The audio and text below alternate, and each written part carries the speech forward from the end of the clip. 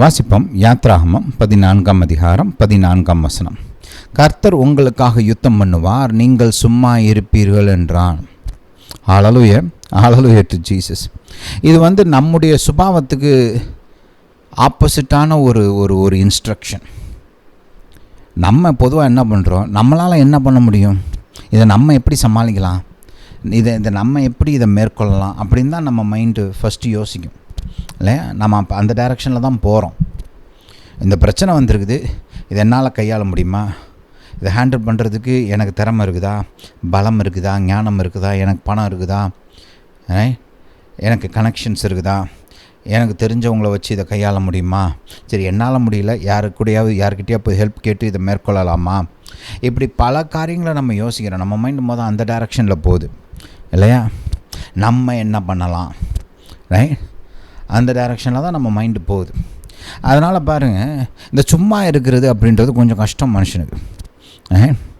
பிரச்சனையை முழுசாக கர்த்தர் கையில் கொடுத்துட்டு டோட்டலாக அவரை நம்பி அவர் எனக்காக யுத்தம் பண்ணுவார், நான் ஒன்றும் செய்ய வேண்டியதில்லை இந்த சூழ்நிலையில், அவர் யுத்தம் பண்ணி அவர் எனக்காக ஜெயத்தை பெற்றுக் கொடுப்பார், என் சார்பாக யுத்தம் பண்ணி என் சத்ருவை அவர் தோற்கடித்து எனக்கு வெற்றியை கொடுப்பார் அப்படின்னு நம்பணும்.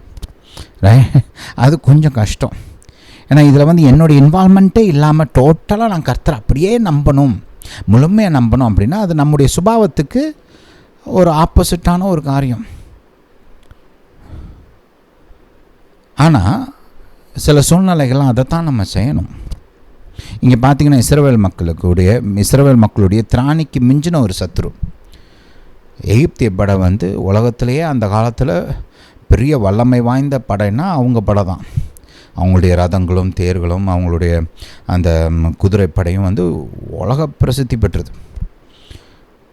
அவ்வளோ பெரிய படை, அவ்வளோ வல்லமை நிறைந்த படையை இவங்களால் எதிர்த்து ஜெயிக்க முடியாது, வாய்ப்பே இல்லை.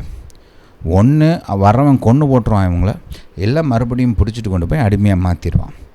இது ரெண்டு தான் பாசிபிலிட்டி இயற்கையாக பார்த்தோம்னா.